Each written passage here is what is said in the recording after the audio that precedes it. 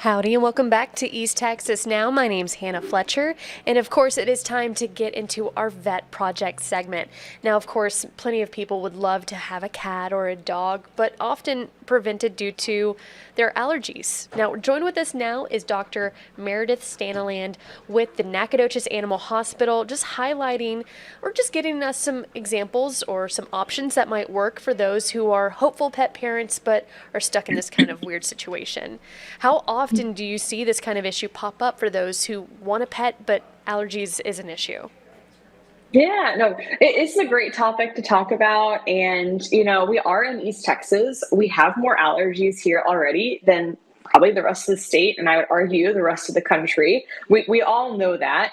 But allergies are, unfortunately, they are really common. The two members of my own household have very strong dog, cat, and horse allergies. And, we have almost 9 animals if you add all of ours up together. And so it is something that we manage. And so I'm going to talk a little bit about what we do, what I see, what works. And, I'll just preference that everybody is different. Right? Everybody's allergies are different. Everyone's immune system is different. And so I would just, work with, in conjunction with your own medical doctor, all the advice that I'm giving. Okay, perfect. It's great to preference that. I know these are human issues that we're dealing with, but what are some of the symptoms someone who is allergic to a pet might have? I know in the past, my eyes would get runny, my nose would start to just, become liquid. What are you seeing? Yeah, so you'll typically see either respiratory, skin, or a combination of both, to your point. So some people will have actually skin reactions. I personally, certain dog breeds that I actually touch, I will break out in hives because of the proteins that are in their hair follicles. And so that happens, and it's usually intermittent. It's only when I'm touching that animal. So skin reactions, and then to your point, your respiratory things, so post-nasal drip, sneezing, runny nose, runny eyes. Those are all things that you can see, and sometimes some people will have a combination, and some or get lucky enough that they get both. And so those are typically the things that you'll see as far as the pet allergens and the dander that they give off. So You had mentioned the protein in some of the animals' hair. Where does the allergens come from? And is it the saliva, the dandruff, or how does that work? yeah, so it's actually a protein that they give off, and so it is excreted through many different orifices. So it can come in their saliva. So as they lick their paws or lick their fur, that protein will be on their skin. It comes out through their skin, actually through flakes and scales that are in their skin. And in cats, they'll actually exhibit some of their allergens in their urine. So some people will be really sensitive to the cat smell, and that's because the proteins are in their urine as well. I never thought that it would be from the litter box. That's wild. Because Sometimes. when I'm thinking of cleaning out the litter box, I'm thinking the dust that the litter actually creates. I didn't even think about what's living in there. What are some ways to help mitigate some of those allergens? I'm sure keeping our pets washed and cleaned might be one part, but there's so many other factors, I'm sure.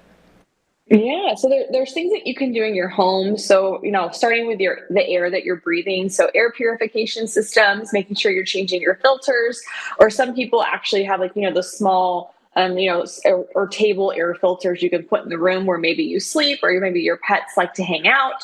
If you have a household that has a high amount of allergens and you do have pets, sometimes having a pet-free zone can actually help too. That way that person gets a little bit of relief.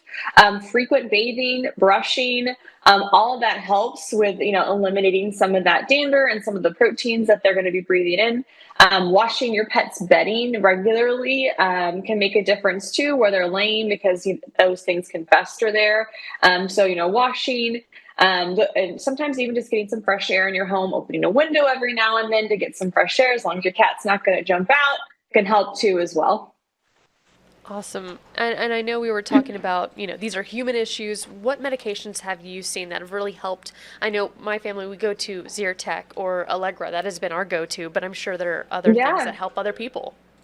Yeah. So, allergens, yeah, Zyrtec, your antihistamines, those can all help with allergies, and everyone's a little bit different. And I when I moved here to East Texas, before I used to use Claritin, but when I moved here, it didn't really work on me anymore. So I asked my doctor, and she recommended me try Allegra. So Allegra has been what's worked best for me. And then there is a food that you can give your pet too that can help with allergens. There is Purina makes a Live Clear food, and so it has to be eaten every day by the pet, and it won't see any changes until several weeks to months after they eat it. But it doesn't eliminate allergens; it just decreases the amount of proteins that they're going to be giving off. So that is something that you can try as well to help eliminate some of those allergens, proteins that are irritating your system. Does that have any kind of like side effects to the animal? I mean, it depends on the animal if they need a specific diet or if they have any underlying conditions. But if they're healthy, it is an over the counter diet that can be purchased. And that's for cats and dogs? Hmm. Okay. Do you recommend someone with allergies to attempt to get a pet, or should they still simply just steer clear if this is something that they want to avoid? Everybody's going to be a little bit different. I have two members of my personal household who, we have tested for allergens and they have them, and we're able to manage it. And it's just a risk versus a benefit. What do you want in your life? I think people that do have allergens can live with pets in their house. There are some extra steps that need to be done, and again, everybody's going to be a little bit different. So it's going to be, what would you like to do? And people can develop allergies later on in life. So if you grew up having pets and didn't have any issues and adopt a pet later on in life and find out that you have allergies, it may, just you maybe some things that you can do to help. And so these are all some good suggestions. So I don't think that you can't. I think in some extreme circumstances, maybe you shouldn't, but everyone's going to be a little bit different. Absolutely. And is there anything that we might not have touched on that you think it's important that we should know? I think additionally, so if your pet is releasing dander and releasing proteins that are causing you to have allergies, there are some certain breeds too that can be hypoallergenic. And so, if you're looking for a breeder that has hypoallergenic cats or dogs, there are some cats and there are some dogs as well that are less dander based on their genetics. So. Like hairless cats? That's where my brain automatically goes to. Actually, hairless cats can still have them too, so you have to.